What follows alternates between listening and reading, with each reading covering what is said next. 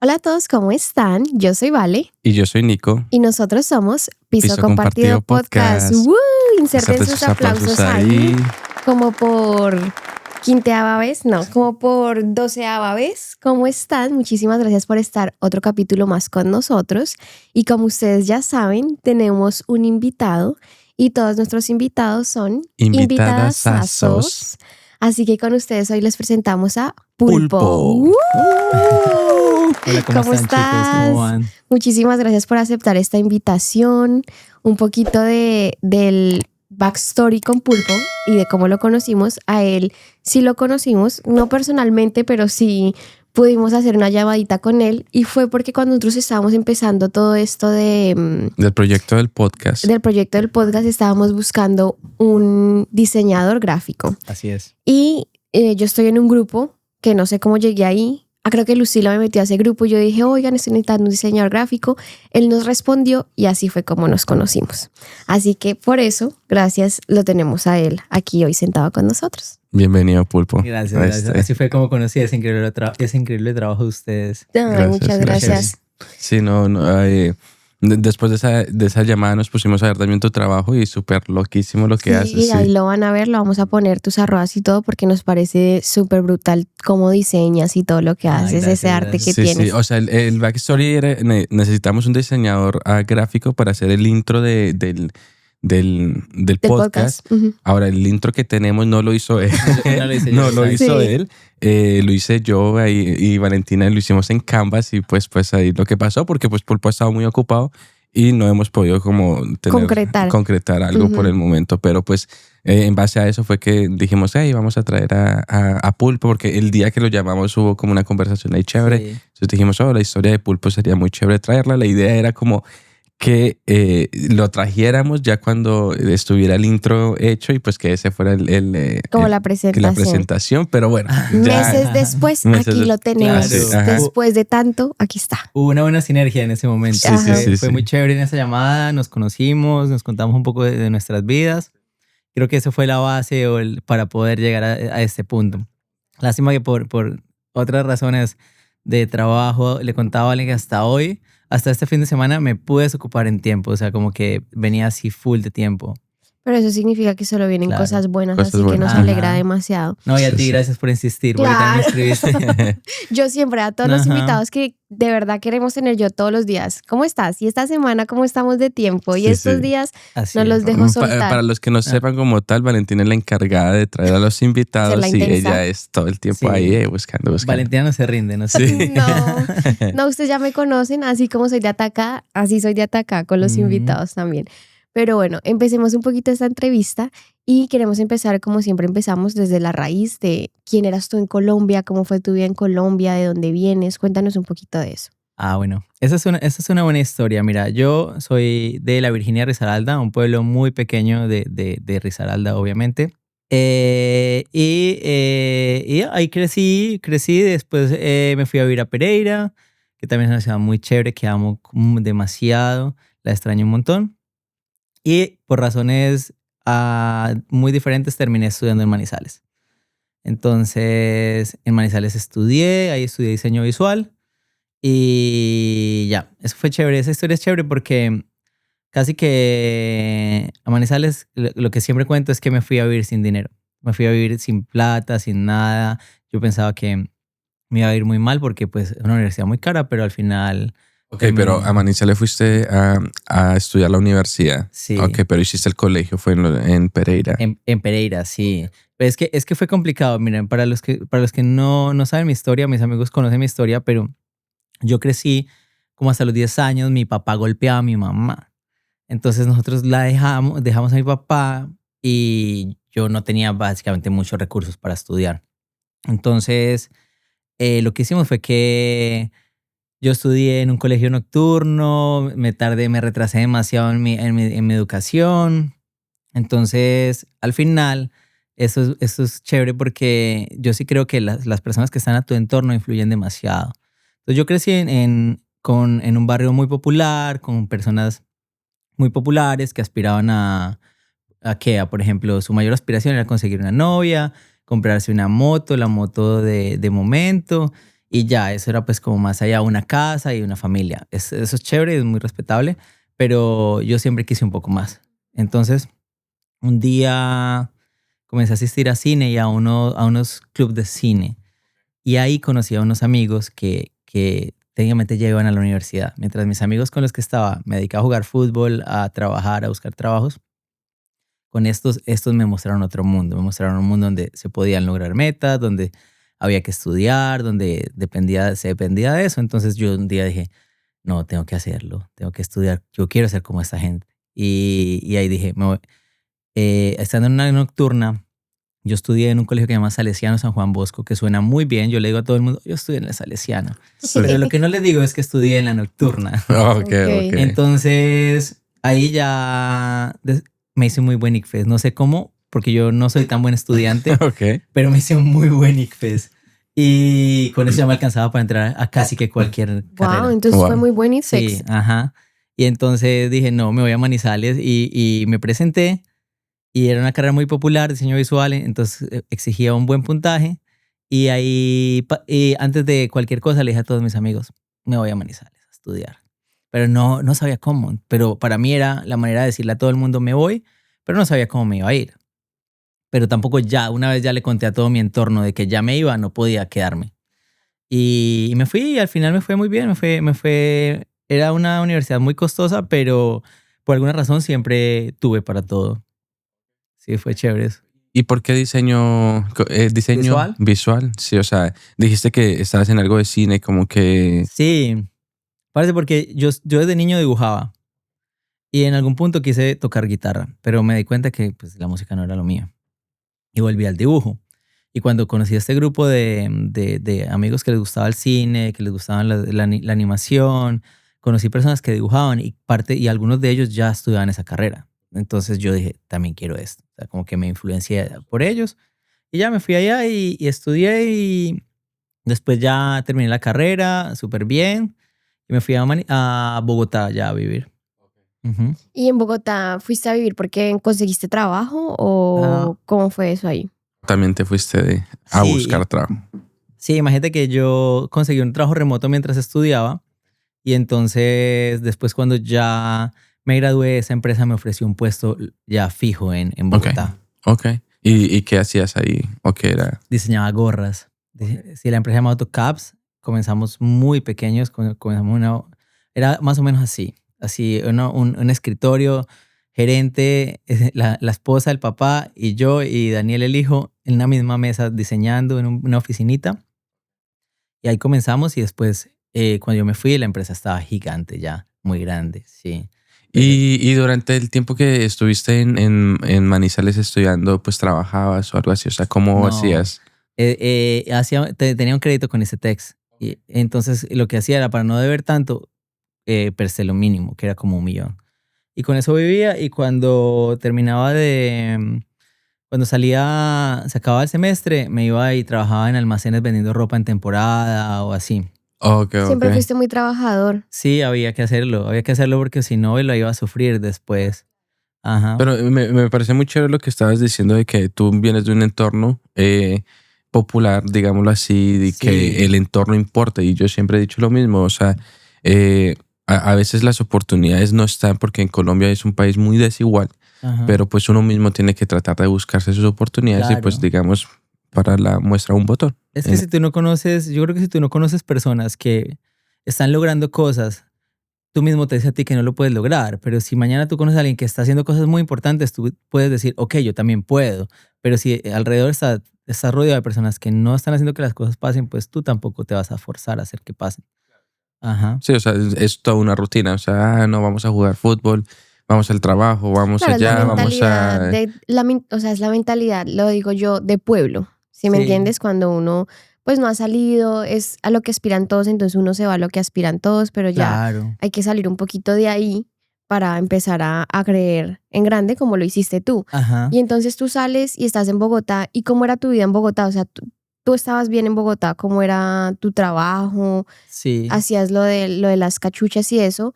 ¿Y cómo se desarrolló tu entorno? Ahí ya fue diferente, ya comencé a trabajar con AutoCAPS. Fue muy chévere porque fue un proceso de crecimiento muy grande. Con ellos aprendí demasiado y lo importante con ellos fue que comencé a viajar. Entonces, cuando tú viajas, cuando tú sales del país, pues como que se te abre la mente. Ya no diseñas de la misma manera, no piensas de la misma manera. Entonces, con ellos tuve la oportunidad de ir a viajar a China, a Corea, a Las Vegas, a Los Ángeles. Viajé por todo el mundo con ellos. Y lo mejor de todo, pues que no era de paseo, era trabajando, supervisando colecciones, forzándome a hablar, a practicar mi inglés, a muchas cosas, a hacer negocios. Entonces, de alguna manera tú comienzas a crecer. Siempre viajábamos con una mirada muy crítica, buscando conectar conceptos con lo que hacíamos. Entonces era muy chévere, era muy chévere. ¿Cuál fue ese primer viaje que hicieron que te marcó la primera salida del país que tú dijiste, wow? Y esa era la primera vez que salía. Vez que salía del país, claro. Okay. Es que a mí me marcaron todos porque realmente era muy chévere el hecho de poder ir por ejemplo, nosotros siempre hacíamos viajes muy largos. Siempre íbamos de Colombia a Los Ángeles. En Los Ángeles, por ejemplo, íbamos a alguna feria de moda y de ahí nos íbamos a China. Y después de China regresamos a Los Ángeles y estábamos más tiempo. A veces íbamos a Las Vegas. Entonces era muy chévere y pues imagínate, venía a la Virginia, Risaralda, un pueblito por allá y después estaba... En Los Ángeles. Ajá. ¿Cómo fue esa expectativa para ti? O sea, digamos, montarte en avión. Claro. ¿Qué sentiste? ¿Cómo fue todo eso? No, para mí lo más difícil fue cuando tuve la visa, porque la ventaja mía fue que la hice todo a través de la empresa, y entonces todo funcionó muy bien, porque teníamos un viaje de negocios, pero ya cuando viajábamos era increíble, sobre todo que la primera vez que viajaba y tenía un viaje casi de 18 horas en avión, era complicado. Y una de las cosas que más chistosas me pasó, más graciosas, fue que cuando tú vas a China desde Estados Unidos, vas como en sentido contrario al viento. Vas como que te demoras como 2 horas más, porque no sé, por alguna razón, no sé mucho de aviones, pero hay mayor resistencia, se demora más. Cuando ya vienes, yo ya había escuchado que hay mucha turbulencia porque vienes en el sentido, vienes como en bajada, vienes bajando. Entonces, yo decía, bueno, pues si yo dije, yo no me voy a asustar. Esto no me va a asustar, yo me voy a basar en algo. Si las azafatas se asustan, yo me asusto. Claro. Y entonces comienza esa turbulencia, parce. Y yo comienzo a mirar a todo el mundo y todo el mundo comienza a echarse bendiciones y todo el mundo estaba así. Yo digo, no me voy a asustar. Esto no es lo mío.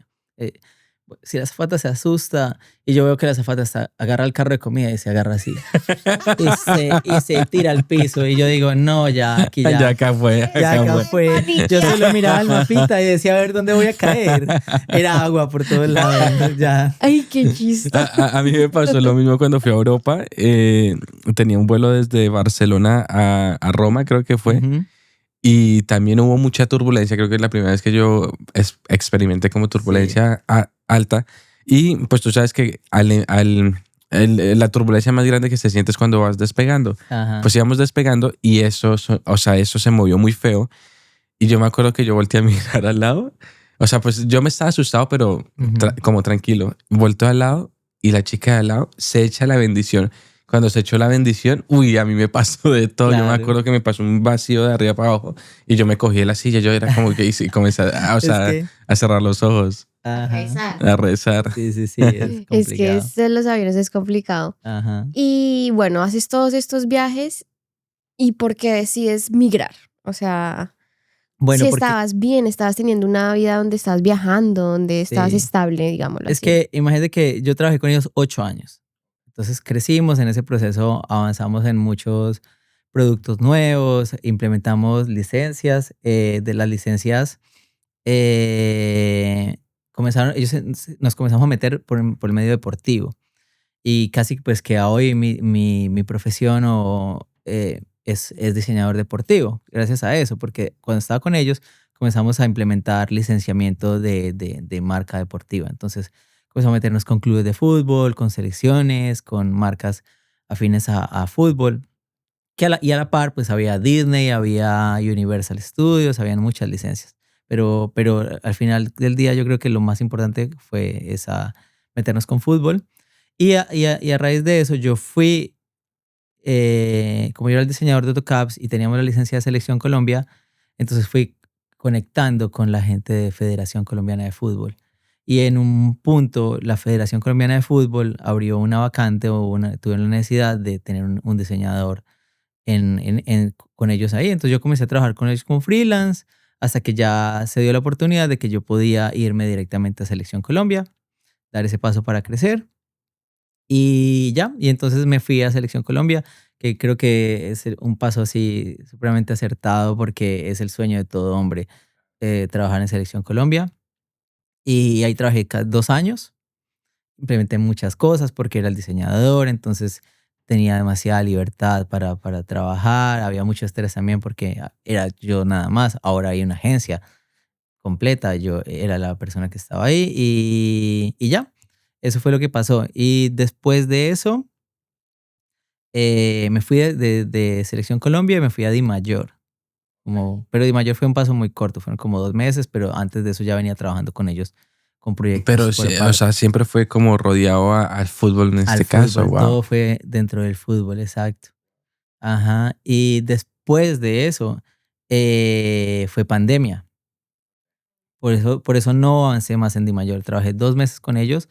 Pandemia, se cerró DiMayor, se cerró todo el mundo y ya, eso fue lo que pasó. Después de eso me quedé sin trabajo, fue horrible porque yo no sabía qué iba a hacer. Yo me quedé sin trabajo 2 meses antes de pandemia. O sea, 2 meses antes de pandemia yo ya no tenía trabajo.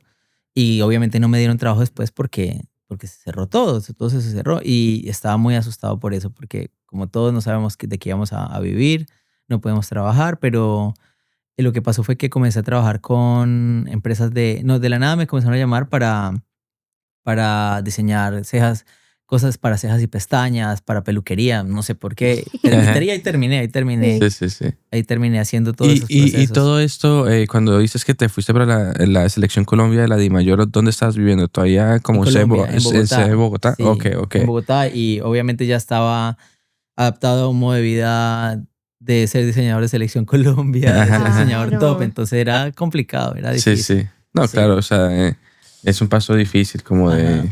Claro, porque tú ya te estabas posicionando en tu carrera, en lo que te gustaba, Sí. de venir a trabajar, de decir, soy el diseñador de la Selección Colombia, que es algo grandísimo, de la DiMayor. Ya estabas escalando para subir en tu carrera. Y lo que dices, es el sueño de todo hombre, digámoslo así. O sea, claro. Independientemente si sea como futbolista o ser el aguatero, no sé si sea la palabra correcta decirla, pero pues el aguatero. Sí, estar ahí. Claro. Estar ahí es lo mejor que te puede pasar. Sí. Y sobre todo que por ejemplo, cuando yo terminé mi relación con Selección Colombia fue como terminar una relación con una novia que has querido mucho. Es como que yo me sentía así, como que estaba despechado todavía de Selección Colombia. No, claro, me imagino. Pero igualmente te fuiste para el DIM.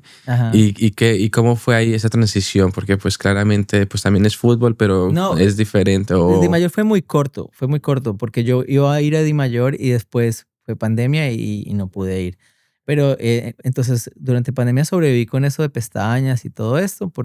Pero después, cuando ya medio se abrió todo de nuevo, me contrataron para Ministerio del Deporte.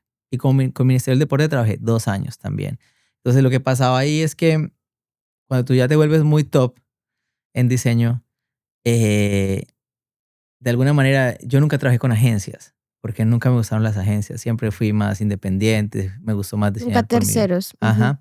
Y entonces cuando me voy de Federación, me recomiendan con la agencia que había tomado Federación en ese momento. Entonces yo voy y les digo, yo voy y me siento con ellos. Yo ya sabía cómo manejar todo Selección, me habían recomendado precisamente por lo mismo, tenía todos los archivos, tenía todas las fotos, tenía todo para poder empatar con ellos y seguir trabajando. Pero cuando les dije cuánto cobraba, se levantaron de la mesa y ni se despidieron. O sea, fue como si los hubiera insultado. Entonces ahí entendí que ninguna empresa en Colombia me iba a pagar lo que yo ya estaba valiendo. Porque si esa agencia era una agencia demasiado grande, que ya había adquirido Selección, y ellos se ofendían con solo lo que yo les había dicho que yo cobraba. Para mí ya no era la primera alarma de que tal vez ya no estaba en el país correcto, porque simplemente yo quería seguir en la tónica, en la onda de seguir con el fútbol, pero ya había trabajado con lo más grande, entonces ya no sabía qué más hacer de ahí en adelante. Y después de esto, de mayor, el Ministerio del Deporte me hace una oferta y la oferta es muy buena. Entonces, con gobierno podía recibir más de acuerdo a mi experiencia, de acuerdo a mis estudios. Trabajé 2 años ahí, pero lo que no me gustaba era que dependías totalmente de un contrato. Entonces, cuando llegaba diciembre, tú no podías gastar, no podías comprar regalos, no podías hacer nada porque tú técnicamente no sabías si la persona que estaba a cargo del contrato te iba a renovar o no. Y casi que todas esas decisiones son tomadas de acuerdo a las emociones de ellos. Entonces, si ellos quieren, te renuevan. O conocieron a alguien y el hijo de alguien. O si este se fue, entonces este trae. Entonces siempre estás muy nervioso con gobierno porque después de diciembre se cancela, se acaba el contrato y pasan fácilmente 3 meses en los que no te van a pagar. Entonces ahí trabajé 2 años y ya llegó el punto en el que dije, no, ya necesito cambiar, ya el país, ya necesito irme a probar como con otro rumbo, otras experiencias, ya el país, ya hice todo lo que tenía que hacer acá, ya me tengo que ir.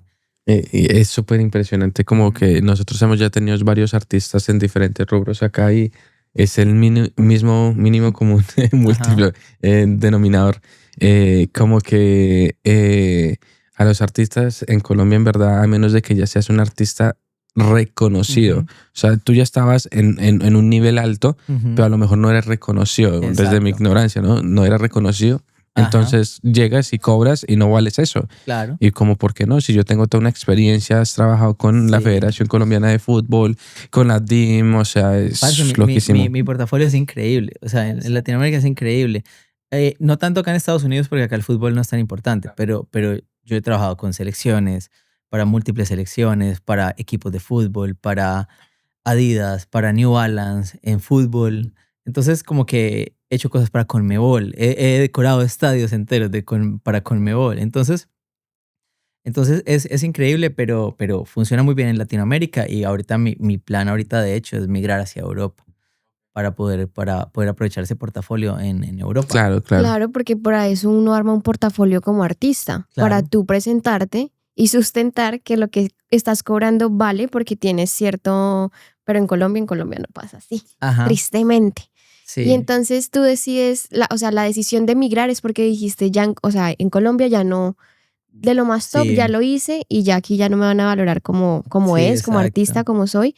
Y entonces decides migrar. Migro. ¿A dónde decides migrar? ¿Fue directamente aquí a Estados Unidos o hay acá más? a Nueva York directamente, sí. ¿Y por qué acá a Nueva York? Eso fue muy gracioso porque yo tengo familia acá.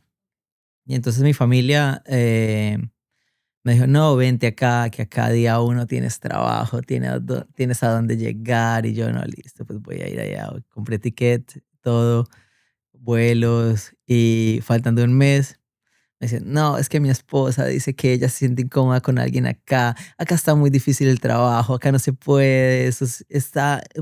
Mejor dicho, no hay trabajo acá, está malísimo. Yo había comprado todo, ya no tenía trabajo, ya tenía todo, ya iba a entregar el apartamento en Bogotá.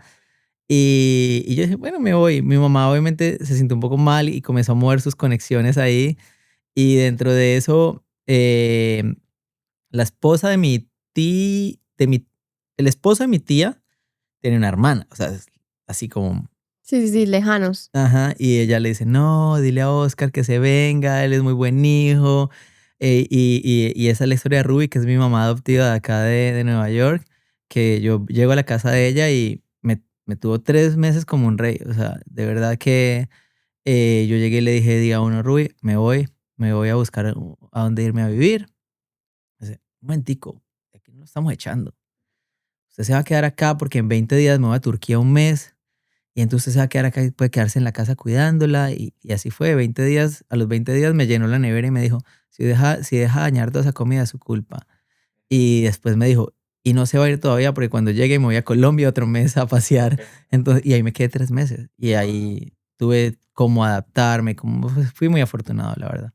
La historia de la vida de uno es que las personas que más lo ayudan a uno cuando uno está en estos países son las personas que uno menos piensa. No, Salen angelitos donde uno menos, el conocido del conocido del conocido, exacto, ellos son los que te ayudan, no tú, pues, no los que dicen ser... Los que deberían ayudarte, por diferentes cosas y cosas que les pasan a ellos, pero es bien chistoso. No, yo adoro a Ruby, porque Ruby tiene 3 hijos, tiene 3 trillizos, tiene trillizos y tiene un hijo mayor.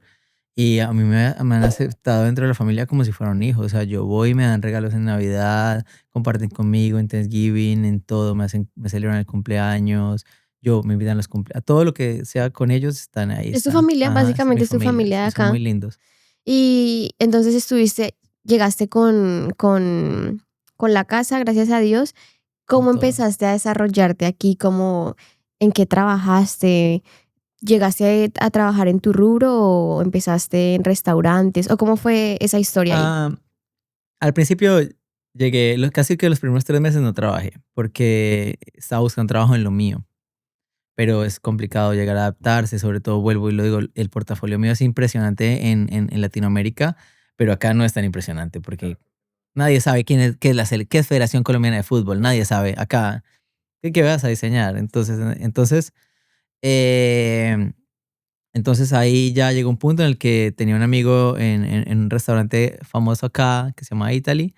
Y ahí ese fue mi primer trabajo. Y de hecho es mi único trabajo. No he trabajado más. Ahí he trabajado y aún sigo trabajando medio tiempo ahí como barista. Oh, okay. O sea, desde que llegaste. ¿Y empezaste de barista? Ahí. Sí, empecé limpiando mesas. Empecé limpiando mesas, en serio. Y como yo no sabía mucho inglés. Entonces, obviamente era lo único que me pueden ofrecer. Y ahora soy barista. ¿Y cómo llegaste a aprender a hacer los cafés y eso? Porque eso es complicado. Cuando uno no sabe hacer eso, yo también empecé limpiando mesas. Empíricamente. Y cuando me decían, no, mira, ve y haces un capuchino. Yo me acuerdo que mi primer capuchino fue horroroso. Es difícil yo creo que hacer. Los míos son horrorosos, pero es esta actitud de darle el café a la gente. ¿Qué vas a decir? Está hermoso, mira mi arte. Tú le preguntas así como con rabia, ¿y te gustó el café? Y ahí ya, Qué chistoso. No, pero sí, ese prácticamente ha sido mi único trabajo acá en temas pues diferentes a lo que hago. Okay. Italy. Nunca lo he escuchado. ¿Dónde queda? Bueno, la verdad es que no somos tan fans de... Es un lugar súper bonito. Queda justo en el Memorial 911, en Downtown. Ahí donde, básicamente al lado de una de las torres nuevas. Toca buscarlo porque no lo sabía. Y sigues trabajando ahí. ¿Cómo empiezas a balancear tu trabajo como barista con tu trabajo como artista? Bueno, cuando yo viajé acá, para mí yo tenía claro muchas cosas. O sea, por ejemplo, yo puse metas dentro de mi vida acá y era que el primer año lo que tenía que lograr era una estabilidad. Entonces ahí yo me olvidé completamente de lo que yo hacía. O sea, tenía que trabajar como fuera, ganarme el dinero como fuera y lograr esa comodidad. Entonces, eso era. El segundo año, lo que hice fue que me bajé un día. Me bajé un día de trabajo y comencé a trabajar más en mis proyectos. Y a ver de qué manera entonces ya trabajaba menos, pues tenía que hacer más dinero con mis proyectos personales. Y esa fue como la manera. Ahora este ya es mi tercer año y ya mi tercer año ya mi meta es dejar este trabajo y ya lograr la independencia ya de acuerdo con lo que hago totalmente. ¿Y cómo pudiste empezar porque has tenido contratos aquí como artista, has hecho cositas? ¿Cómo pudiste empezar a conocer hacerte espacio como artista aquí en Nueva York? En Nueva York. Es gracioso, pero no sé, es muy fácil hacer contactos. Para mí es muy fácil conocer personas, que las personas conozcan mi trabajo. Yo siempre estoy hablando de mi trabajo. Trabajo como barista, entonces también conozco muchas personas. Entonces siempre tengo mi celular a la mano. Sí, mira, yo soy diseñador. ¿Te gusta esto? Mira esto. Si veo a alguien con una cámara grande, le estoy diciendo, qué increíble cámara. Es gracioso porque mi inglés no es tan bueno, pero ahí estoy hablando con todo el mundo, con italianos, con gente. Yo le digo a mis amigos en mi trabajo que yo soy experto en hablar con gente que no sabe hablar. Porque hablo con gente de otros idiomas y les entiendo porque yo sé lo que es. Entonces, se hacen entender. Entonces, por alguna razón, eso me ha permitido conseguir muchos contactos. También yo tenía muy, muy buenos contactos en Colombia. Entonces me han ido, oye, esta persona necesita algo allá o hazme esto acá. Entonces todavía sigo trabajando con gente de Colombia. Y así ha funcionado, la verdad. ¿Y cuál fue ese primer contrato que te salió aquí como artista? Como artista, aquí me ha salido, tuve que pintar un restaurante hace un tiempo. ¿Cuál fue el otro? Me he estado moviendo también con zapatos, también, por ejemplo. Hace poco grabé con Hugo Boss, para una campaña de Hugo Boss. Y sigo trabajando con Adidas desde Colombia. ¿Y cómo llegan a ti? ¿Cómo, o sea, digamos, cómo te descubren? ¿Cómo dicen, te llega la campaña de trabaja para Hugo Boss, por ejemplo? ¿Cómo te contactan? Ay, parce, no sé, eso es bien complicado porque yo siento que hay mucha gente que cree en mí, que cree más que de lo que yo creo en mi trabajo. Entonces siempre, por ejemplo, era una amiga, la novia de un amigo que siempre me decía, Pulpo, yo quiero trabajar contigo. Un poco así como tú, Valen. Era, Pulpo, hazme esto, Pulpo. Y yo siempre le decía, no, mira, lo que pasa, Dani, es que yo no soy fotógrafo. Yo no sé hacer eso. Yo no, y siempre era así, siempre, Pulpo. Hasta que, pero literal, así por ahí, 1 año, 2 años, estábamos así. Y hasta ahorita que me dice, ay, Pulpo, por fin pude trabajar contigo, gracias, no sé qué. Pero es porque siempre es así, como que tengo gente alrededor que en algún punto necesita algo y te tienen en ahí, cuenta. O sea, saben que tú tienes. Es que el talento es que lo van a ver. El talento de él es súper. Es cuando nosotros lo vimos. Hoy súper chévere porque, o sea, cuando nosotros estábamos buscando como, o sea, lo que queríamos hacer del intro del podcast, como con el diseñador gráfico. Ajá. Me acuerdo que cuando estuvimos en la llamada tenías creo que era una camisa o algo ahí atrás y era súper bacano al estilo que nosotros estábamos buscando. Y tú diseñaste esa camisa, ¿no? Sí, lo que pasa es que yo ahora me he ido como segmentando mucho más, he ido como enfocándome mucho más en mi trabajo, entonces ahora casi que no estoy aceptando muchos trabajos que sean comisiones o que vayan directamente, que no aporten directamente algo en mi carrera. Entonces, a lo que me voy enfocando es yo soy diseñador visual, pero he estado tratando, mi meta ahora es como exponer en galerías en Nueva York y eso es lo que he estado haciendo durante el último año.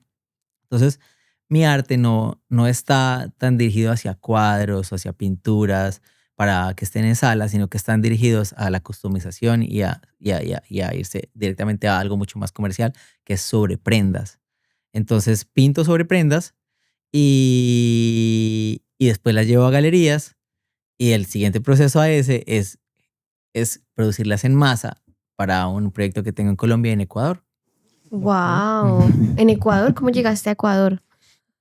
Por alguna razón, por lo mismo. Por alguna razón, todos mis amigos de acá de Nueva York son ecuatorianos, la mayoría. Pero también, nosotros también en algún punto queríamos como hacer una marca de ropa. Nosotros estamos como investigando. Y si no estoy mal, no sé si es Ecuador o Perú, que tienen mucha tela, o sea, para la cuestión de confección son grandes fabricantes en la región. En algodón, creo. Algo así estábamos buscando y nos aparecía que Ecuador era como la mejor opción para traer las telas desde allá. Sí. Pero porque vi que hiciste uno personalizado también en unos zapatos. Ajá, exacto. O sea que si a ti te quieren contactar y quieren el arte de Pulpo, más bien es como en customización de prendas. Sí, en customización de prendas, exacto. Y estás abierto a hacer cualquier, o sea, por ejemplo, digamos, que te lleguen y te digan, ay, quiero la foto de mi perrito con mi mamá. ¿Es esa customización o cómo juega ahí más el arte tuyo? Antes lo hacía, pero ahora me estoy enfocando más en mis propios diseños. Ok, es tu marca. Exacto, en mi marca. Porque lo que te digo, estoy enfocado en hacer productos como originales, que sean únicos y que sean pintados a mano, que casi que mi enfoque no es un zapato pintado. Yo te estoy vendiendo una obra de arte, ya tú verás si te las pones o no, pero por eso es que siempre que hago, yo en mi taller tengo demasiada ropa y siempre que la hago es pensando primero es ponerla en galerías y después ahí sí ya venderla. Claro. Y bueno, o sea, llevas 3 años aquí en Estados Unidos como migrante, ¿verdad? ¿Cómo te ha tratado la salud mental en estos 3 años? ¿Cómo ha jugado esa parte que es tan importante en los migrantes en ti? Y más, digamos, en tu caso que creo que decías como que no, tuviste que rechazar o te rechazaron porque no te querían pagar lo suficiente. Ajá. Y tienes que venir acá, aunque dijiste que la tenías clara de cómo era la cosa acá. pero llegar acá y pues empezar a limpiar mesas, o sea, ¿cómo Claro. es ese choque? Ajá. Te golpea un poco el ego, ¿no? De venir así, de trabajar sentado en la casa para grandes marcas y después llegar acá y verte limpiando mesas. Pero el trabajo como tal acá es algo que poco me ha preocupado a mí, porque por alguna razón yo trabajé desde antes de pandemia hacía home office y después en pandemia hice home office y después durante pandemia home office y después o sea, todo el tiempo trabajé de mi casa y eso es para mí es chévere, pero también está muy mal, porque el hecho de que tú trabajes desde casa es chévere, pero por ejemplo cuando ya se te adapta a la vida es muy feo porque te despiertas o por lo menos en mi caso me despertaba, me bañaba, me sentaba en el computador. Apagaba a las 6, 7, iba al gimnasio, llegaba, jugaba Play y otra vez al otro día repetía el ciclo. Y al otro día repetía el ciclo.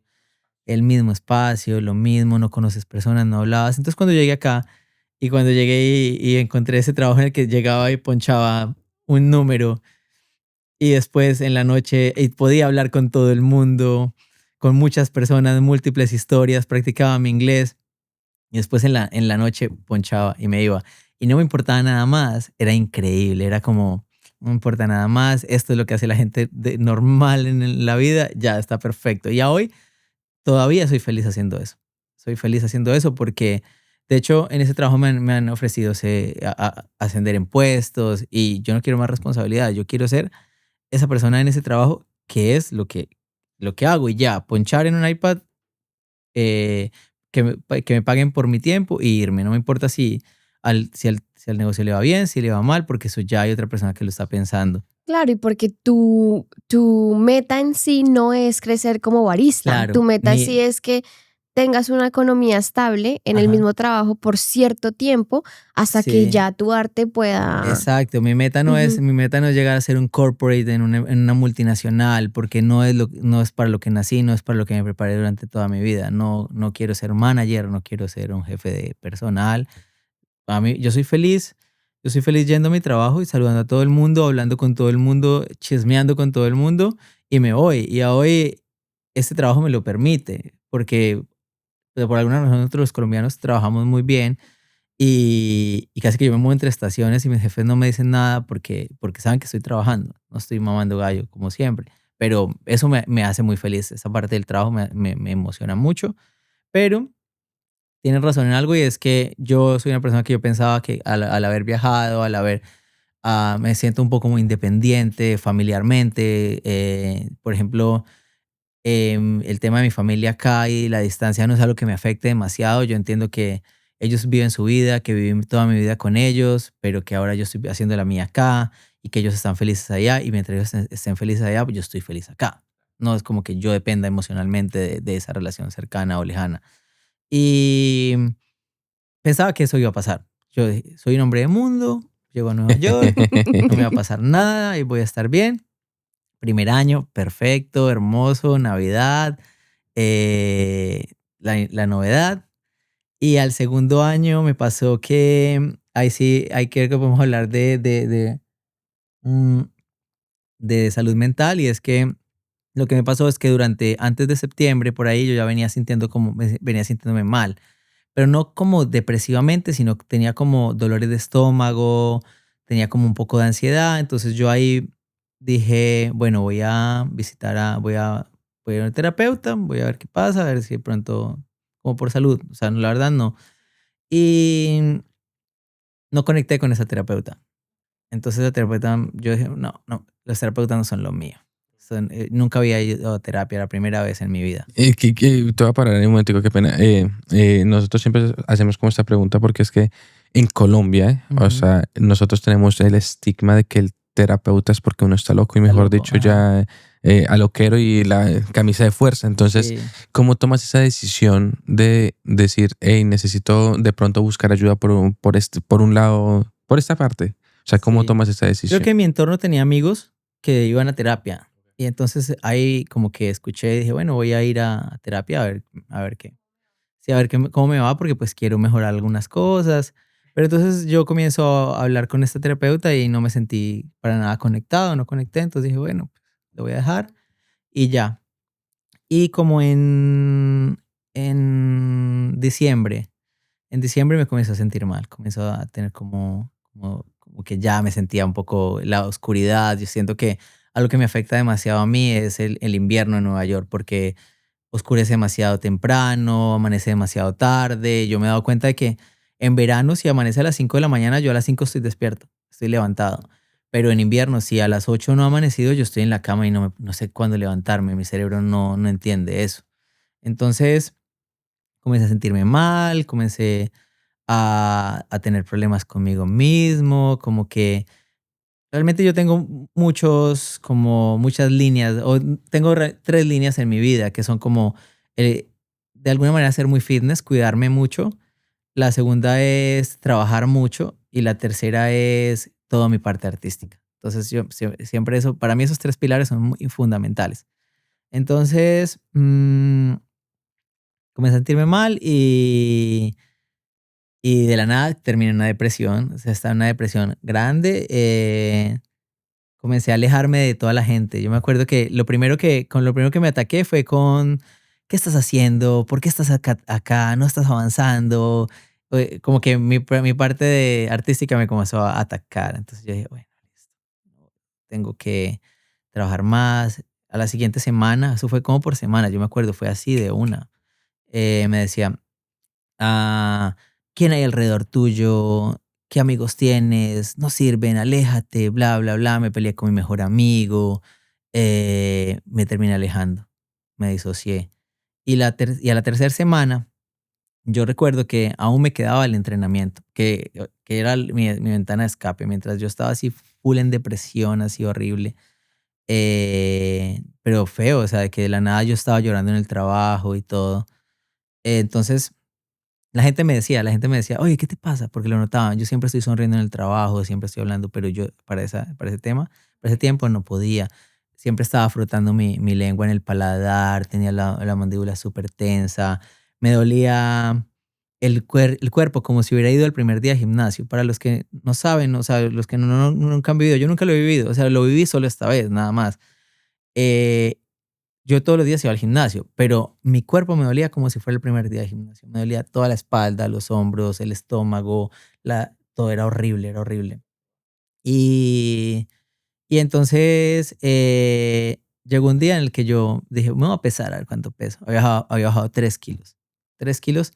Y para mí lo más importante es subir de peso porque mi cuerpo tiende a adelgazar siempre. Entonces ahí ya me fui al fondo más profundo. Mm, iba, yo me acuerdo que se me despertaron todos los traumas y todo. Era horrible porque era como, básicamente, yo lo que sentía es que estaba replanteando toda mi vida. Era como que, ¿qué estás haciendo por tu vida? Nada. ¿Qué, tus amigos alrededor no sirven? ¿Tú qué estás haciendo? Nada. Era como que toda mi vida se está replanteando. Fue En vez horrible. de subir, bajaste. Fue Entonces horrible. no está sirviendo en Claro. en el ejercicio. Y tenía una comunicación conmigo mismo terrible porque siempre me estaba diciendo, eres un estúpido, eres esto, eres lo otro, no sirves, te engañaron, todo el tiempo estaba en contra mía. Tu mente se volvió tu peor hater. Te está jugando una muy mala pasada. Era horrible. Y entonces, yo me acuerdo que eso era así, todo diciembre fue así, fue horrible. Iba en el tren y me ponía a llorar. Y eso me llevaba a algo, y es que las personas que han vivido en Nueva York saben que todos en algún momento hemos llorado en el tren. Sí. Es gracioso porque uno muchas veces va en el tren y ve a alguien llorando y dice, yo pasé por eso, amigo. Yo pasé, llora, no te preocupes. Sí, no te juzgamos. Ajá. Y entonces, llorar en el tren, por ejemplo, el tema de cuando les conté que mi papá golpeaba a mi mamá de niño, es algo que yo jamás hablé y es algo que para mí yo pasé por alto. Yo simplemente dije, ok, listo, eso fue algo de mi vida. Pero después iba un día leyendo un libro y en el libro hay una situación parecida y yo me siento tan identificado y comienzo a llorar horrible en el tren.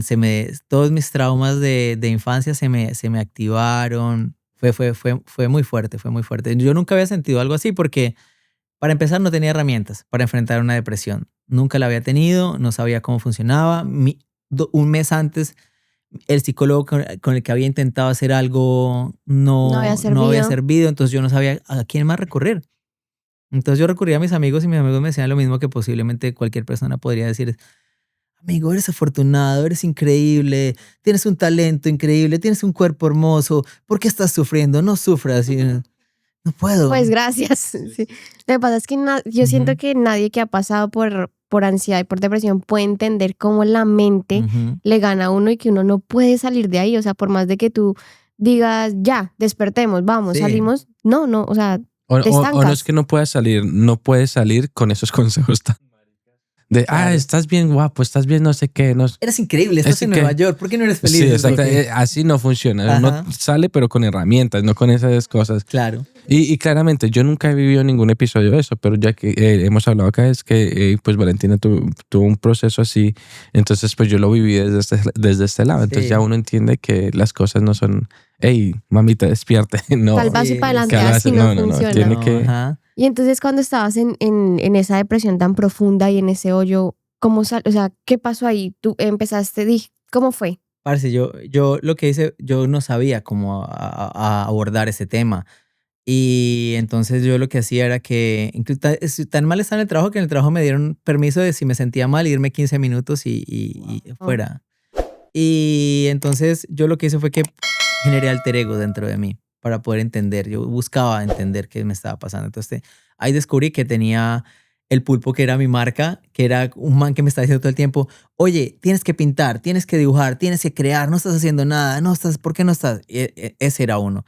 El otro era Oscar, que era como mi forma en persona, que era el man que estaba trabajando, que hacía todo posible. Básicamente, si ese man no trabajaba, los otros dos se caían, que el otro era mi parte deportiva, que era mi parte que le gustaba ser saludable. Entonces, me di cuenta que esas tres partes por sí solas no funcionaban, porque las tres tenían los mismos intereses, eran igual de egoístas.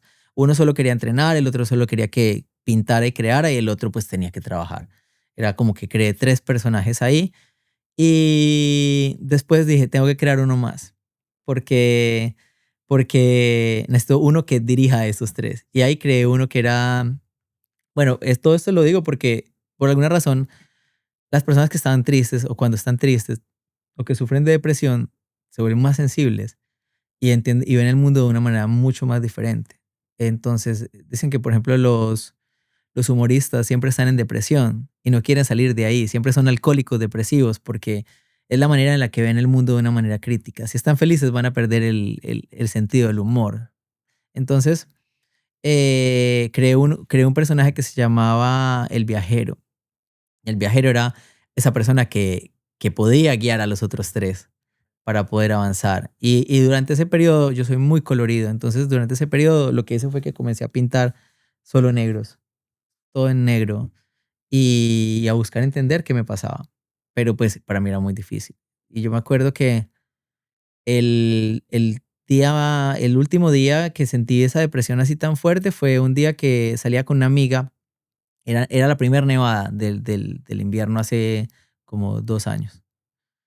El año pasado, creo. No me acuerdo. Sí, creo que sí, el año pasado. Y entonces yo salgo con ella como a las 11 de la noche, vamos y nos tomamos una cerveza y yo estoy fingiendo todo el tiempo que estoy feliz. Pero antes de eso yo ya estaba en el trabajo llorando, estaba así, yo en mi mente solo pensaba que quería salir a caminar y frío, que quería quedarme por ahí, que la nieve me tapara.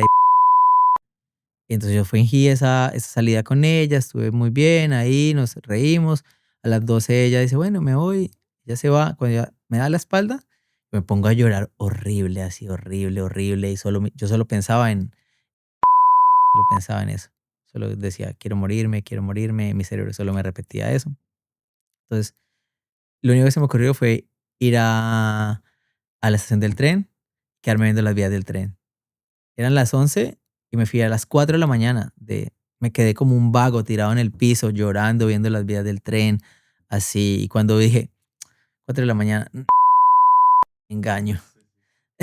Ya no fue, entonces, ya no fue. No, quien engaño. No. Me levanté, me dolía el culo de estar sentado ahí y me fui a mi casa y ahí entendí, dije, necesito ayuda.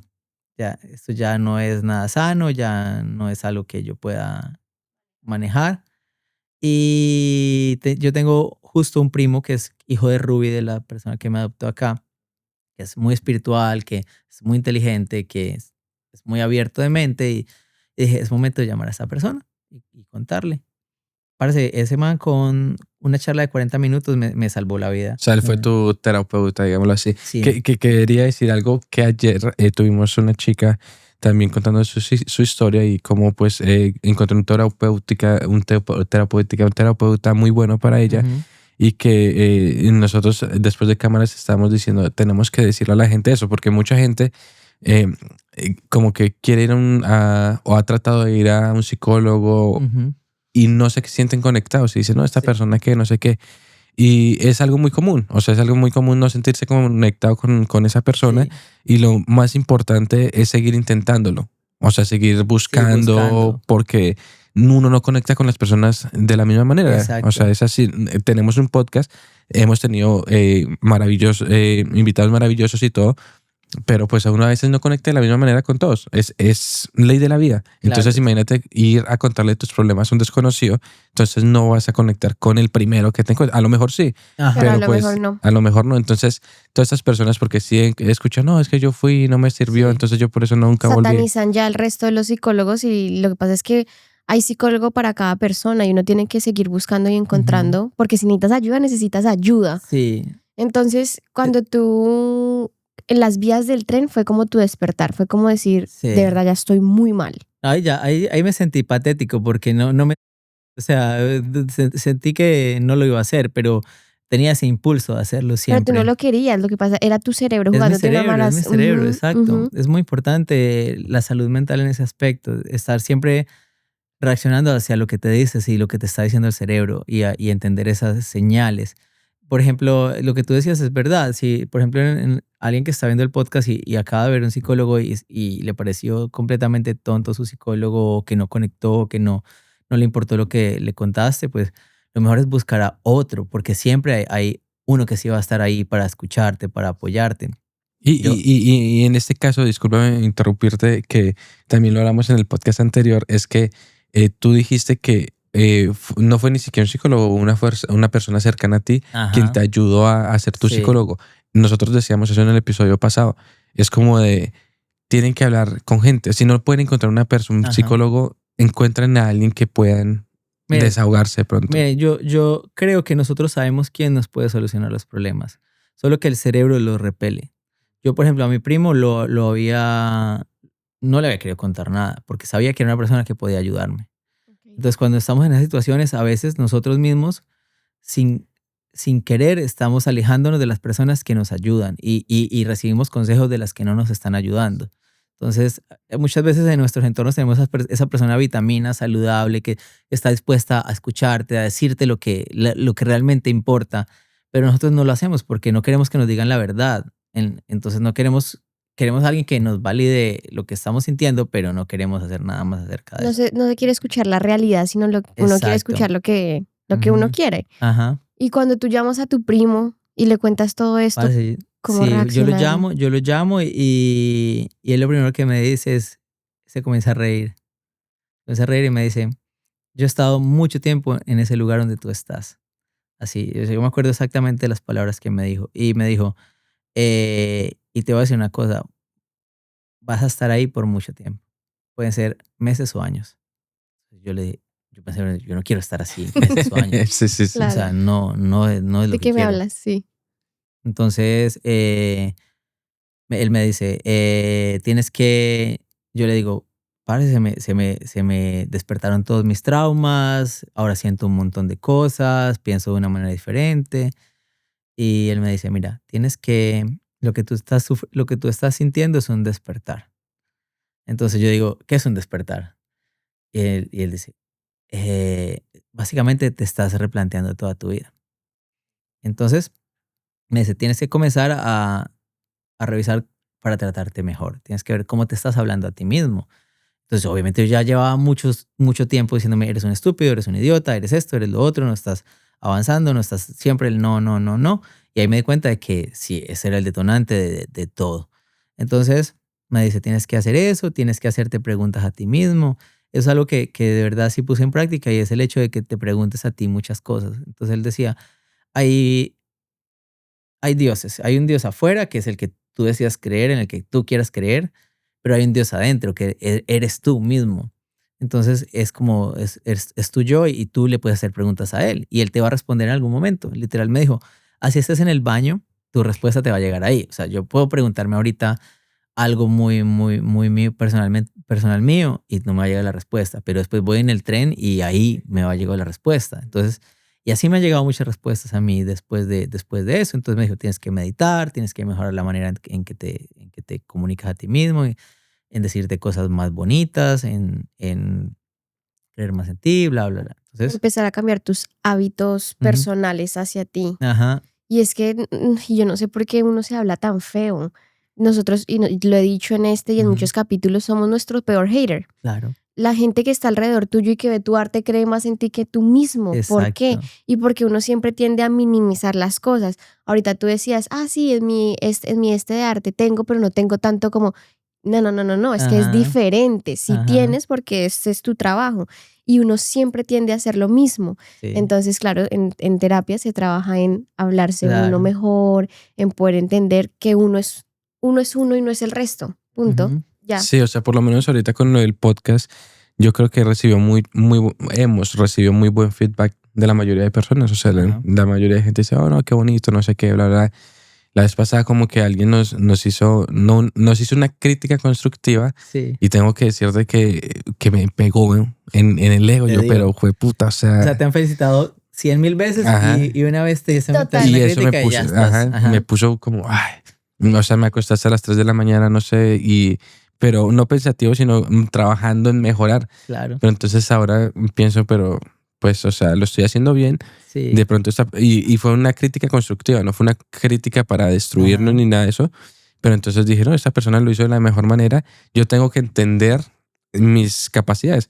Yo hasta ahora empecé, yo no me puedo comparar con una persona que lleva tantos años en esto. Tengo que recibir su crítica constructiva positivamente para yo poder trabajar y mejorar en eso. Pero en el momento sí fue como que, o sea, como que pero todo el esfuerzo que le he puesto para eso, pero la mayoría de gente me dice, hey, lo están haciendo muy bien, no sé qué, y yo, sí, pero eso... Es duro más cuando uno vota esto que está libre de que todas las personas den su opinión. Ahí es donde uno tiene que tener su estabilidad, filtrar y su estabilidad clara con su psicólogo, porque es duro. Y entonces desde ahí, él te hace tu charla de 40 minutos. Y te salva literalmente la vida, te empiezas a replantear todo. Mira, ahí lo que pasó fue que mi cerebro comenzó a entender. O sea, mi cerebro comenzó como... Yo siempre he dicho que yo tengo un niño pequeño adentro. Y ese niño pequeño es el que le da la atención a ciertas personas. No se la da a todo el mundo. Se la da a las personas que le enseñan. Y entonces, eso pasa... Si mi psicólogo es bueno, ese niño interior le va a prestar atención. Si esa persona me da un buen consejo, ese niño interior va a estar ahí como emocionado de lo que le están contando. Entonces... él me dice esto, yo comienzo a meditar y me doy cuenta que a través de la meditación, porque nunca había meditado, lograba poder mitigar el dolor de la depresión. Entonces ya día 1, te estoy hablando que inmediatamente día 1 intento meditar, no sé meditar, intento hacerlo, simplemente calmar mi cerebro, dejarlo en silencio. Esa era mi primera opción al principio porque no sabía. Después voy a agradecer, comienzo a agradecer. Ahí me di cuenta de algo y es que, no sé, en Colombia los papás de nosotros nos dicen, oye, agradece a Dios, no seas mal agradecido, tienes que agradecer a Dios. Y me di cuenta de la importancia del agradecer, porque el agradecer lo que hace es que de alguna manera te reconoce los logros que estás teniendo, te hace reconocer a ti mismo los logros. Entonces, yo lo que hacía era, comenzaba a dejar el cerebro en silencio. Cuando ya tenía la mente en silencio, comenzaba a agradecerme a mí mismo, comenzaba a agradecer a mis talentos, comenzaba a agradecer a Dios, o sea, primero le agradecía a Dios por todo lo que me daba y después me agradecía a mí por lo que hacía. Y eso me fue ayudando, tanto que como me dolía el cuerpo, me dolía todo, cada músculo, cuando terminaba de meditar, no sentía dolor. O sea, se me pasaba todo el dolor por media hora al principio. Y después otra vez tenía así como mucha pesadez, dolor de cuerpo. Era como de verdad una enfermedad. No era, ay, no, es que me siento tristecito nada más. No, era una enfermedad completa con el cuerpo entero. Y después me di cuenta, por ejemplo, que el dolor de estómago que sentía antes cuando comencé a ver a la psicóloga era por medio era a través de una depresión que estaba comenzando, que no digería bien alimentos. O sea, ya mi cuerpo se estaba preparando para todo eso. Y es que es bien gracioso y que uno no entiende cuando uno está entrando a esto de la salud mental. Y es que todo lo que nosotros procesamos y todos los sentimientos que nosotros no sacamos se reflejan en el cuerpo. Si tú el estrés de no sé qué, no lo sacas, no lo hablas, no lo digieres, no le dejas saber a la otra persona los pensamientos que estás teniendo de preocupación, de exceso de pensamiento, te salen por algún lado. En el momento en el que yo empecé a sufrir de ansiedad, marica, ese año fue el año en el que más me enfermé. Claro. Me salían bolas llenas de pus por el cuerpo. Me dio, ¿cómo se llama? ¿Se le dice culebrilla? Me dio culebrilla. O sea, el cuerpo tiene que sacarlo de alguna manera. Sí, lo que pasa es que de alguna manera cuando el cuerpo está estresado o en esas situaciones se pone en alerta y está dirigiendo toda su energía a otros mecanismos de defensa. Y el man dice, no, pues no me importa la gripa, no me importa si me enfermo, lo importante es sobrevivir en este entorno. O no me importa la digestión, por ejemplo. No voy a gastar energía digiriendo alimentos cuando tengo que defenderme de este mundo tan agreste. Cuando realmente no nos tenemos que defender de nada. Y es que esa es la ansiedad. La ansiedad básicamente es poner en tu cuerpo en modo supervivencia. Literalmente, todo se va a modo supervivencia. A ti no te importa. Es como me decía un compañero de trabajo, es como si te estuviera persiguiendo un oso gigante y tú tienes que correr por tu vida, tal cual así se siente tu cuerpo. Así es, no es como que simplemente estoy triste y ya. Sí, no, para la gente que dice, pues ponte feliz. Sí, ponte feliz. Sí. No funciona así, eso ya va más allá. Y sí, eso fue lo que pasó. Y entonces yo me acuerdo que al segundo día volví y lo hice y perfecto, fue como súper chévere y nada, bien, mejor. Tercer día, igual. Como al cuarto fue donde ya pasó lo que me cambió la vida y fue que yo me acuerdo que yo vivía en una casa que no ayudaba mucho para mejorar mi depresión. Era demasiado oscura, vivía con 3 personas más, éramos completamente desordenados, teníamos una plaga de ratas en la casa, era vieja, no funcionaba muy bien, no tenías un soporte, no tenías luz. Era invierno, yo solo tenía una ventanita y todo giraba en torno a mirar hacia afuera de esa ventana. Y afuera había un árbol, entonces ese árbol estaba sin hojas, estaba así, un árbol típico de invierno, sí. Y entonces eran como las 8 de la mañana, ese día no había amanecido porque era invierno y había amanecido como lloviendo. Era un día muy frío, yo me acuerdo. Y entonces yo había puesto una rutina, porque afortunadamente yo sí soy muy disciplinado, cuando me pongo algo en la cabeza, lo cumplo. Entonces había puesto una rutina y era levantarme, tomarme un té para mejorar mi digestión y meditar. Entonces lo que estaba haciendo era, me levantaba, me sentaba frente a la ventana, me tomaba el té, trataba de ponerme toda mi mente lo más tranquila posible y ahí sí me sentaba a meditar, que me tocaba sentarme sobre la cama porque no tenía espacio donde sentarme. Era un cuarto muy pequeño. Y entonces yo pongo un baflecito, pongo un speaker ahí con música de meditación y comienzo. Entonces cierro los ojos y digo, bueno, voy a meditar, comienzo a calmar mi cerebro. Después comienzo a cuestionarme, a hacerme las preguntas, que les decía que es muy importante preguntarse. Y después llego y comienzo a cuestionar a Dios.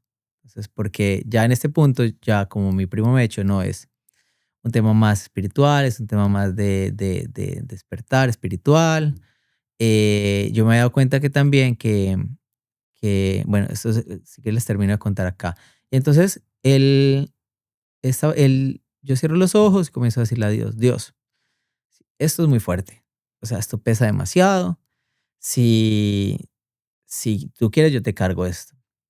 O sea, te cargo todo este dolor, te lo llevo donde quieras, pero por favor dame una señal, no me dejes solo. Bla, comenzó a tener charlas con Dios. Con Dios, yo no sé qué Dios. O sea, porque yo abiertamente, o sea, si no soy ateo, soy muy poco espiritual. ¿Sí me entiendes? O sea, yo no puedo negar la existencia de un Dios, pero no es que yo... No ser Dios religioso. Exacto, no soy muy religioso. Entonces, Comencé a decirle, Dios, yo, la verdad, esto pesa demasiado, esto duele demasiado, pero te lo voy a llevar. A donde tú quieras te lo llevo. Si me vas a hacer una mejor persona, te lo llevo. Pero no me dejes solo, dame una señal. Parce, te lo juro que fue así. Esto puedes llamarlo sincronicidad, casualidad o lo que tú quieras. En ese punto yo no era espiritual, no era, simplemente no creía en Dios, o sea, como que lo hacía porque necesitaba. Y yo tenía los ojos cerrados y de la nada fue como si me hubieran puesto 2 linternas en los ojos. Así, pero 2 linternas así. Y yo antes de eso había comenzado a escuchar como pájaros, como muchos sonidos de pájaros. Y yo pensaba que era el speaker con la canción de meditación que tenía, porque muchas son como ambientales, tienen como sonidos de cascaditas y cosas.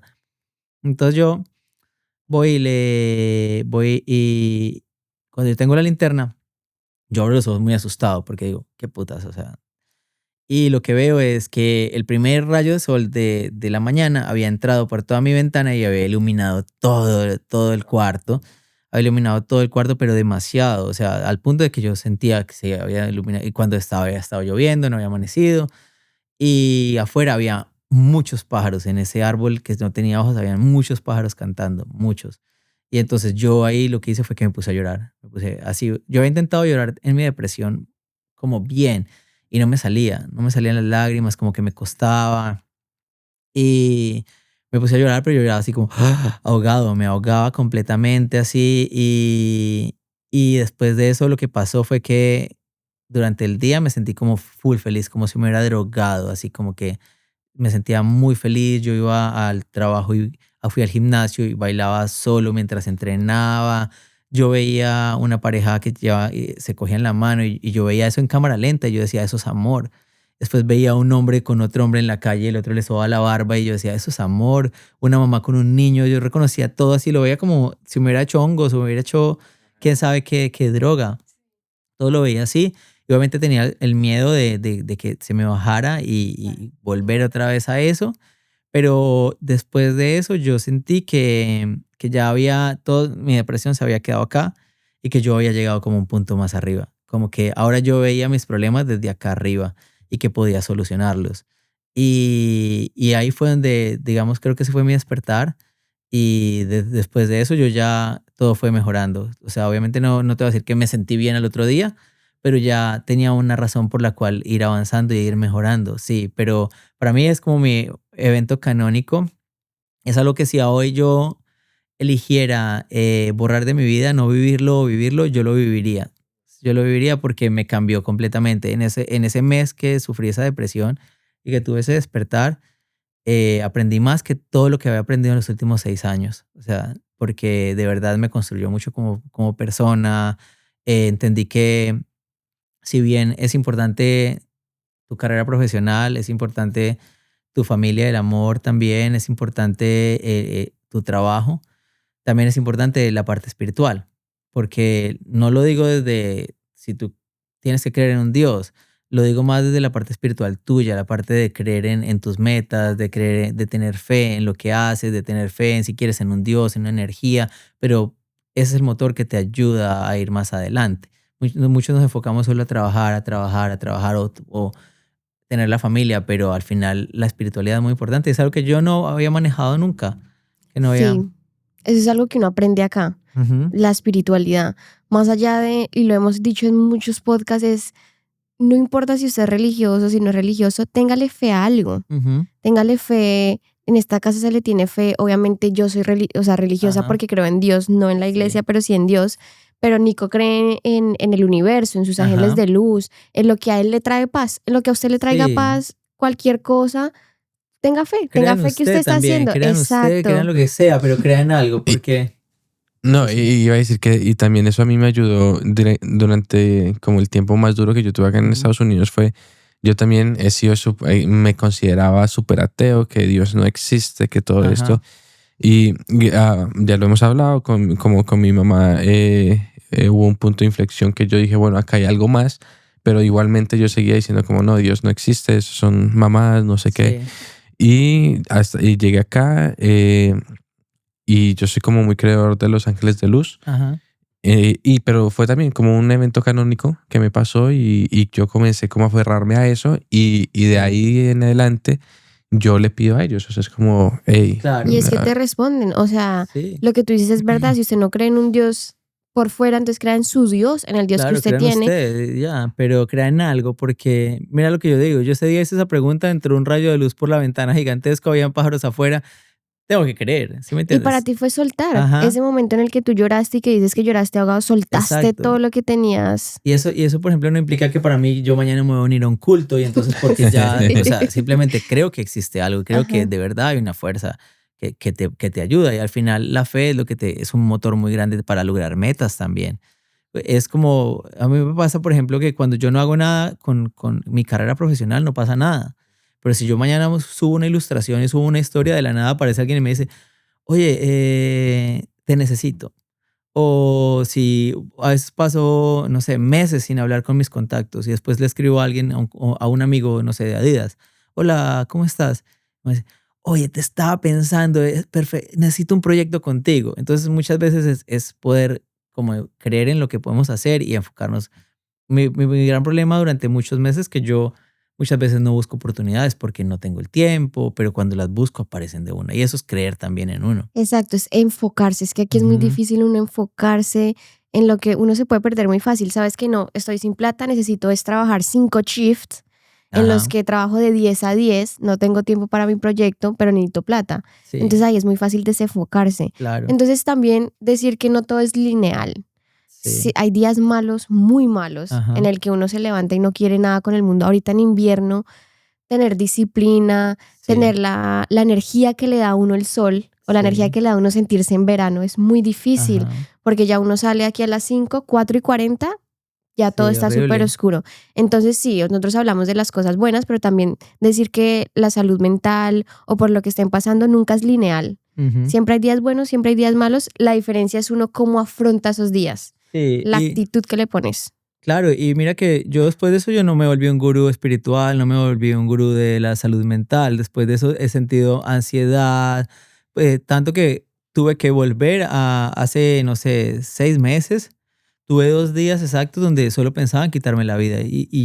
O sea, como que pensaba en suicidarme y yo decía, ¿cómo putas? ¿Por qué estoy pensando esto? Porque es de la nada que mi cerebro, oye, la vida no vale nada, mate, aquí acaba con este dolor, es que esto y el resto, y al otro día estaba bien, estaba feliz. Y yo decía, ¿qué está pasando? ¿Por qué está pasando esto? Entonces yo dije, ok, ahora tengo que volver a terapia, voy a comenzar a trabajar antes de que llegue a un momento en el que esté un mes en depresión y vuelva a tener eso que viví, porque es algo que ya no quiero vivir nunca más en mi vida. Y entonces, pero también comencé a sentir demasiada ansiedad, como tú, Valen.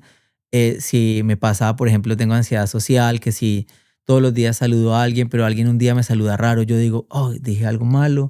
O si le hice un chiste a alguien, después estoy pensando, ¿y qué tal si se molestó? ¿Y qué tal si esto? ¿Qué tal si lo otro? Sobrepiensa uno mucho las cosas. Y realmente la otra persona ni siquiera está pensando en eso. Y yo estoy pensando que ella de pronto le toqué algo de adentro de ella o de él que hizo que se molestara cuando realmente no se molestó ni nada, sino que las personas tienen diferentes días, como tú dices, hay días malos y días buenos para todos. Así como tú hoy estás súper amable, puede que mañana estés en un día súper malo para ti, yo vengo y te saludo y tú me saludas mal y yo como ser ansioso, voy a pensar que es que ya no quieres ser mi amigo. Entonces Exacto, es entender y también decir que cuando uno tiene ansiedad, eso no es como que, ay, fui al psicólogo y desapareció, no desaparece. Eso hay que trabajarlo todos los días, lo que tú dices. A mí todavía en el trabajo me da ansiedad y todavía siento que el corazón, pero como ya me dieron unas herramientas y unas gotitas, unas herramientas en las que yo ya sé qué me está pasando y ya le di nombre, ya no siento que me voy a morir. Es que es el tema. Cuando me dio la depresión, yo nunca había ido a un psicólogo. Entonces yo no sabía cómo afrontar una depresión. Claro, no tenía nombre. Uno solo siente que se va a morir, que le está dando un paro cardiorrespiratorio, una vaina así, que uno siente que ya, llévenme al médico en urgencias. No, yo por ejemplo, yo ideo panoramas terribles en mi vida. O sea, yo soy como, ¿y qué tal si mañana me quedo sin trabajo? ¿Y qué voy a hacer? Y después estoy toda la noche pensando en eso y no puedo dormir y es horrible. Enfrascarse, uno se enfrasca mucho en cosas, pero... Sí.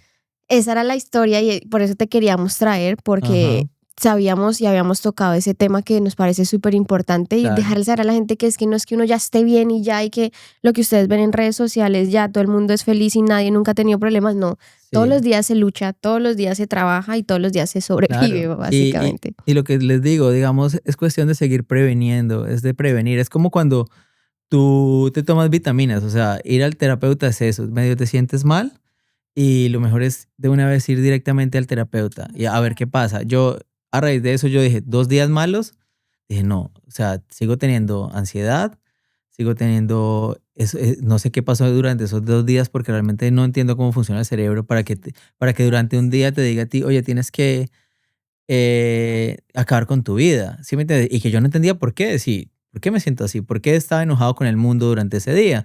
Y entonces ahí decidí ir al psicólogo, al terapeuta, y esta vez conecté completamente con un terapeuta. O sea, mi nuevo terapeuta lo amo. O sea, creo que el man ya me odia porque ya me dijo como, oye, querido paciente, nos vemos en 25 días, no me llames. Pero es como que ya pude solucionar demasiadas cosas, ya llevamos muchas terapias en las que me decía, ¿cómo te sientes? Yo, muy bien.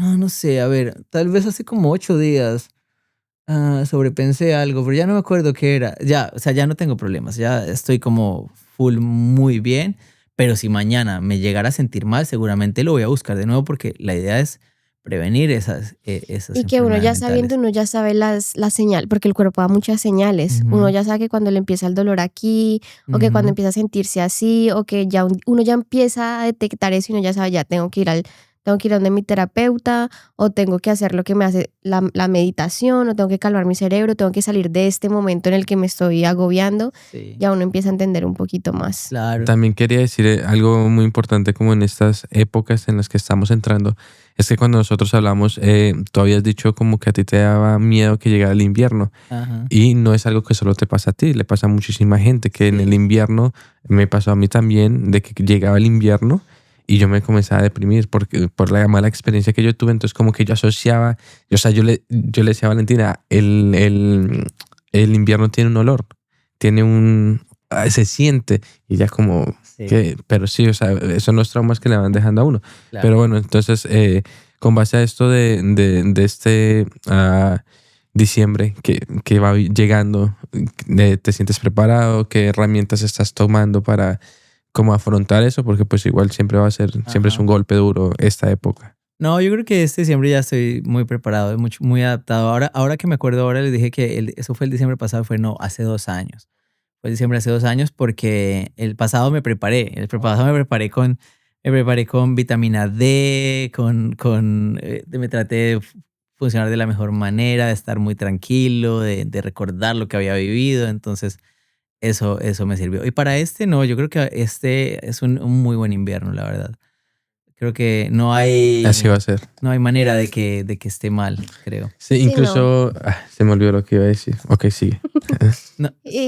Incluso ya después de que uno pasa y se detiene y ve hacia atrás que ya fue hace 2 años y no hace 1 año, ya dice ya. O sea, ya sé cómo lo que va a venir. Y lo que yo también le digo es que yo transformé esa mala situación en una muy buena situación. Entonces yo ahora amo esa situación. Por eso la cuento acá y por eso estoy feliz y por eso se las conté el primer día, porque al principio cuando me pasó se la contaba a todo el mundo. Era como mi historia de vida. Era y es que uno lo tiene que sacar. Ajá, era así. Y hoy siento que las circunstancias han cambiado demasiado. Ahora vivo en otro lugar, ahora estoy feliz en una relación, como que todo ha cambiado, mi vida es mucho más limpia, mucho más centrada, porque también muchas veces lo que pasa es que también llegamos a esos puntos de ansiedad porque no tenemos muchas cosas en control en nuestras vidas y eso pasa también que nos lleva a eso, el hecho de no saber qué estamos haciendo. Que uno pierda el norte. Ajá. El hecho de tener tiempo pero no hacer nada con él, eso lo lleva a uno a esas cosas también. Y ya me acordé lo que iba a decir ahorita,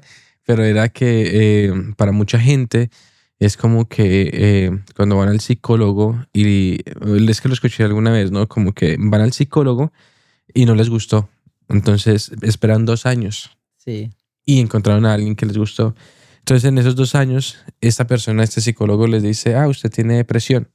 Entonces las personas tienden a creer que tienen depresión desde el momento que o sea, es como que el psicólogo les dijo, ustedes tienen depresión, y mucha gente tiende a creer que desde ese momento tienen depresión o ansiedad. Pero todas estas enfermedades no es del día que te lo recitan, sino es de muchísimo atrás. O sea, tú dices que en tu caso tu papá le pegaba a tu mamá, entonces todo eso se fue acumulando a través de los años y llegó un momento que explotó.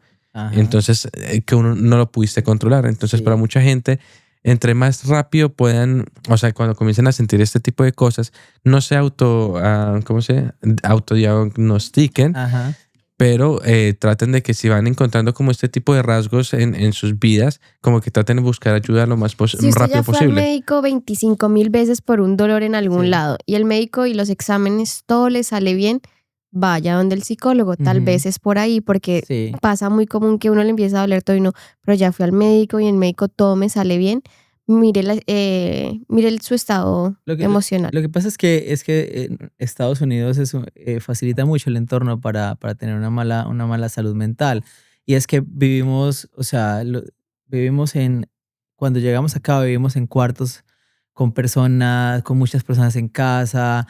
Se pierde ese contacto personal en Colombia somos muy amigables, tenemos amigos por todos lados, salimos allí, salimos allá, pero llegar acá y es una ciudad donde la gente no está dispuesta a compartir tiempo contigo porque hay muy poco tiempo libre y es complicado. Por ejemplo, en mi caso, yo fui muy afortunado porque yo encontré a mi mejor amigo acá que hoy es como mi hermano y con él he vivido desde hace como casi ya 3 años.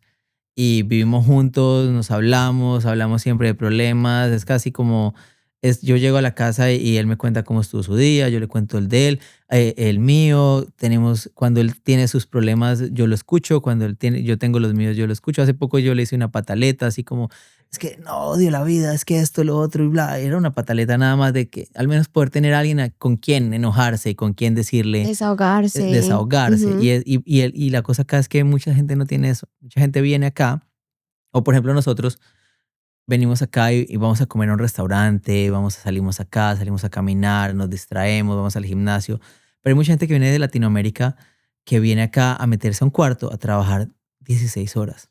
O sea, tienen 2 trabajos, salen de un trabajo al otro y no tienen nada más. Gente que nunca ha comido en Manhattan y que ha vivido acá, no sé, 4 años.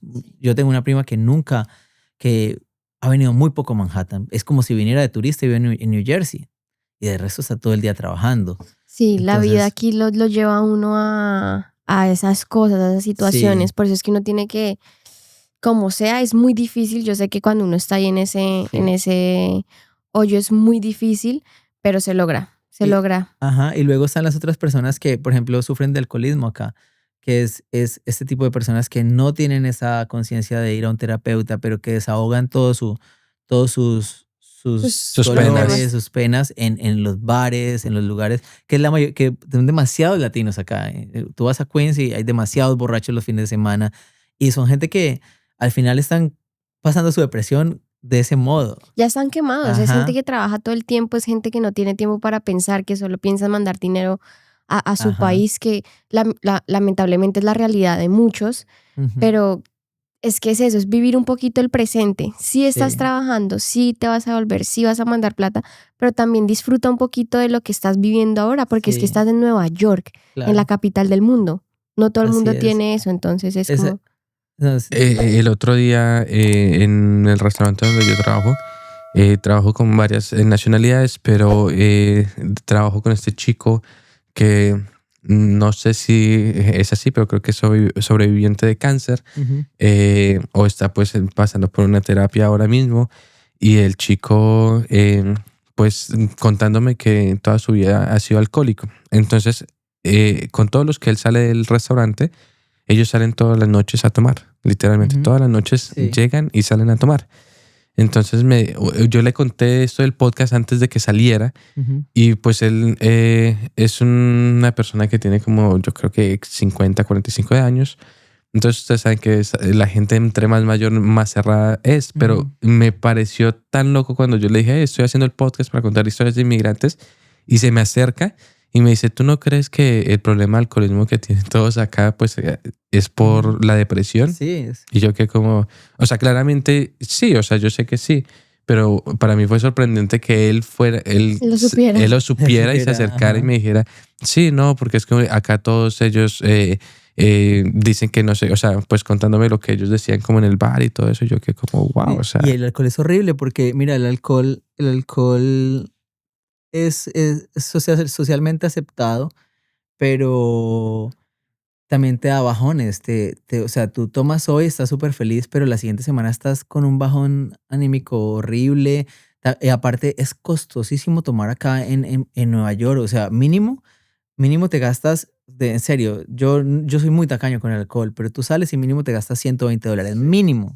Si te tomas 4 tragos. Literal, es muy caro. Mínimo. Y mi problema, por ejemplo, cuando yo tomo, es que yo tomo y yo quiero invitar a todo el mundo.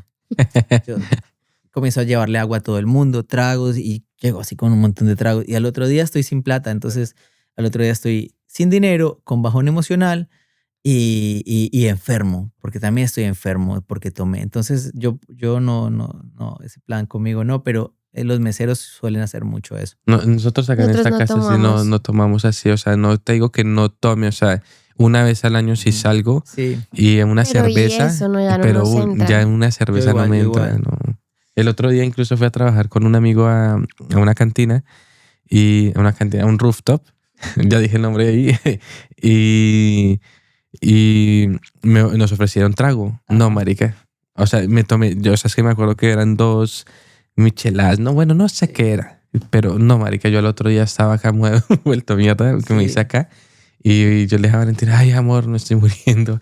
Y me dice, tienes resaca. Claro, pero porque como nosotros ya no tomamos cualquier mix de alcohol, ya nos patea. Sí, pero a mí el alcohol también no, muchas gracias. Eso lo dejé hace mucho tiempo. Ya no, nada de eso. Pero bueno, volviendo a la entrevista, porque nos desviamos, ¿qué se viene para Pulpo? ¿Cuáles son tus proyectos en este momento? ¿Qué se viene? ¿Qué esperamos ver en tus redes sociales?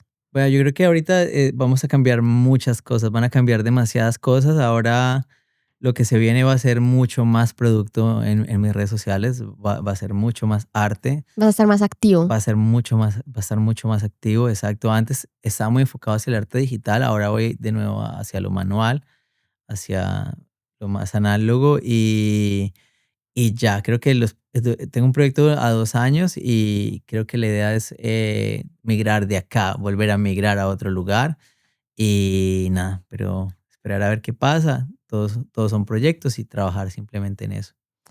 Pues bueno, ¿tienes otra preguntita o ya puedo hacer mis preguntitas rápidas? Preguntitas rápidas y ya. Ajá, de una. Preguntitas rápidas. ¿Prefieres la noche? ¿Prefieres madrugar o trasnochar para crear? Madrugar, sí, madrugar. ¿Café o algo dulce para trabajar? Dulce. ¿Procreate o papel real? Uf. Es que me gustan los dos. Los dos son muy buenos. Por los que no saben, Procreate es una aplicación de ilustración. Y el papel real también me gusta. Soy muy fan de tener papeles. Ajá. ¿Comida colombiana favorita? Creo que la bandeja paisa, como siempre, pero amo las marranitas caleñas. ¿Cuáles son las marranitas? Eso? Las marranitas. No comí marranitas. No. A lo mejor, pero no me acuerdo. Mira, yo tengo una historia. Yo solo he ido una vez a Cali. Y esa vez en Cali comí comida en la calle. O sea, los puestos así de señoras que venden empanadas. Pero ahí venden marranitas. Las marranitas es un plátano freído un plátano verde freído. Y fríen chicharrón. Pero en pedazos cuadritos muy pequeños. Entonces fríen el chicharrón muy tostado. Lo ponen sobre el plátano, lo sellan y lo vuelven a freír. Entonces es una bola así de plátano que está muy dura, que tú muerdes, muy tostada y dentro hay chicharrón. ¡Wow! Es como, me gustó tanto que yo me acuerdo cuando yo regresé yo estudiaba en Manizales cuando volví, durante esa semana tuve una pesadilla. Y la pesadilla era que yo iba a Cali y que todos los lugares de comida estaban cerrados. Te lo juro. No habían más marranitas. No habían marranitas, no pude comprar marranitas. Es que creo que nunca lo he probado. Yo tampoco, pero acá lo venderán en algún lado. En algún lado, toca seguro, encontrarlo. Sí. ¿Qué el color que más te representa? Creo que azul es agua marina, azul es menta, por ahí. Artista colombiano que te inspire. Artista colombiano que me inspire. Guacala, que son unos amigos caleños precisamente. Canción que te pone en modo creativo. Canción que me pone en modo creativo.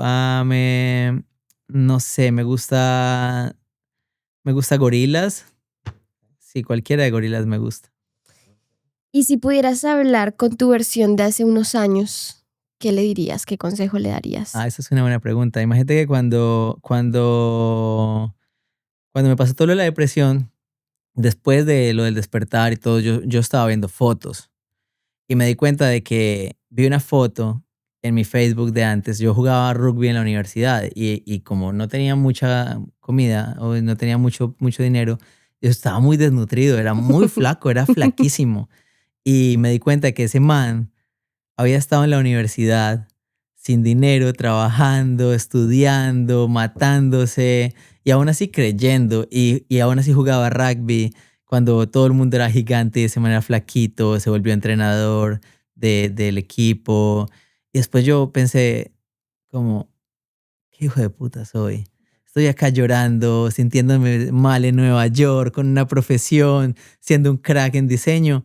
Y ese man que no tenía nada, lo logró. Entonces, nada, ese man, gracias. Siempre a mi yo de la universidad, increíble ese man. Qué bonito. Ok, esto va a entrar en las preguntitas rápidas. Vamos a hacer una edit ahí, pero lugar favorito de Nueva York. Lugar favorito, Chinatown. Chinatown, sí, wow. Es mi lugar favorito. ¿Qué consejo le das a las personas que se quieren venir, que quieren migrar? Que migren si les gusta vivir en una ciudad como Nueva York, que no vengan simplemente a trabajar, que vengan a vivir también su vida. Es un buen consejo, sí. No se vengan obviamente porque tienen problemas, pero no se vengan a matarse a lo que están haciendo allá, pero acá. A matarse, sí, porque van a perder demasiado tiempo y más bien quédense disfrutando de su vida. Total. Sí, porque volvemos a decir como que vienen acá pensando que van a hacer mucho dinero y uno sí hace mejor dinero que en Colombia y se hace más fácil, sí, pero igual se gasta de la misma manera y si uno no la tiene clara, olvídate. Sí, yo valoro mucho a las personas que vienen a trabajar nada más, porque hay gente yo siento que hay dos tipos de inmigrantes. Son los que vienen a trabajar y a matarse trabajando en 2 trabajos y a mandar todo a sus casas y son los que odian la ciudad, son los que dicen que esto es lo peor, que mejor dicho, o sea, que no vivieron sus mejores años de su vida acá.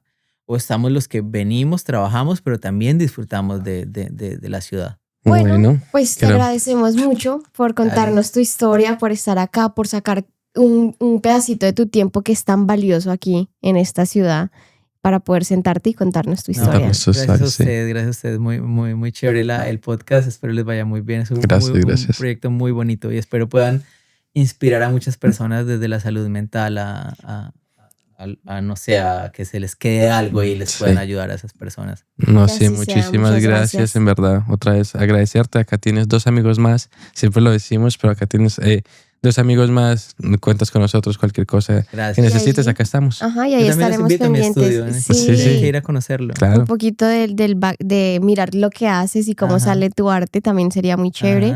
Entonces ahí estaremos pendientes. Así que muchas gracias a todos por vernos. O no vernos, pero aquí siempre estaremos. Bye, bye.